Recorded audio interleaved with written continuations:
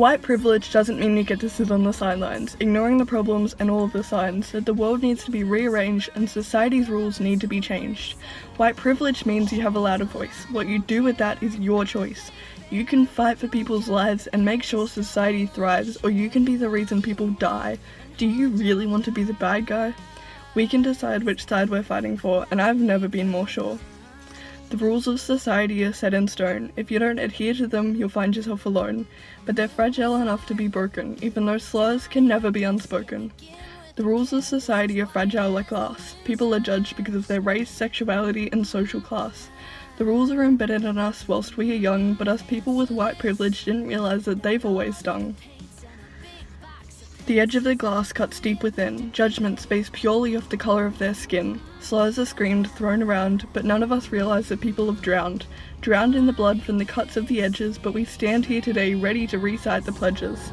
I will use my voice to stand up and fix what's wrong. The world has been like this for way too long.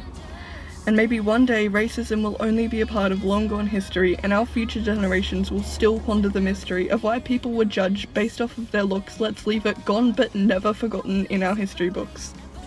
George Floyd was our long-awaited wake-up call, a chance for society's horrible standards to fall, a chance for a new beginning to show that human rights should always be winning.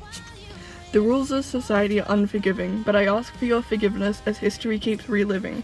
Black adults are about 5 times more likely to be stopped by police. These numbers need to desperately decrease.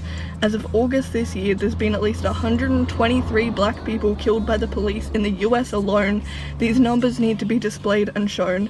I grew up knowing the police would protect me, but now I know that others never felt that free. Why are people judged by the pigments in their skin? Human rights should never be seen as a sin.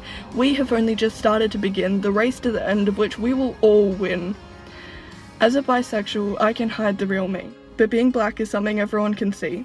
Their differences are shown on the outside, and they don't get to hide. I've seen racism pull people apart when people look with their eyes and not with their heart. I've seen people crying because the glass cuts deep, and as the blood starts to drain, it will no longer seep. Your actions have consequences. Think before you speak. It might save a life, it might end this streak of oppression and careless hate. Human rights should never be up for debate. I've seen white people saying the N-word. Their voices are clear, but their words are slurred. They say it carelessly like they're proud, once little kids who loved and vowed. Treat others how you want to be treated, but people of colour were robbed and cheated. Those little kids were taught that loving makes you strong, but if little kids know what's right, why do they grow up to forget what's wrong?